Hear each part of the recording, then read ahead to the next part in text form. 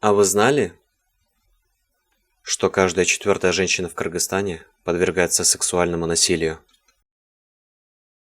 Я была активной, открытой девочкой и ученицей. Когда мне было 16 лет, у меня были лучшие одноклассники и учителя. С детства я жила танцами и всегда была рада новым знакомствам. Год тому ранее у меня появился новый друг. Мы с ним общались на разные интересные темы. Я считала его за своего близкого друга. Но никаких намеков на отношения у нас не было.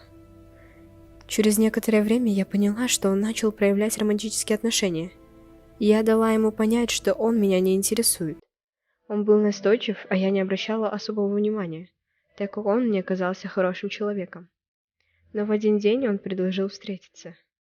Я согласилась. Позже я поняла, что его намерения шли в одно русло, то есть лишить меня девственности. Он сделал это со мной против моей воли. Мне было страшно и больно. После этого долгое время я не могла прийти в себя. Я ненавидела свое тело, ненавидела себя за знакомство с ним и за то, что не могла никому сказать. И было тяжело понимать, что он на свободе, как ни в чем не бывало. А жить с этой ношей мне очень сложно. Ведь меня унизили, оскорбили и использовали, сделав такое и сказав о том, что я девочка, и у меня нет права выбора и голоса. Я не хочу молчать. Давайте бороться вместе.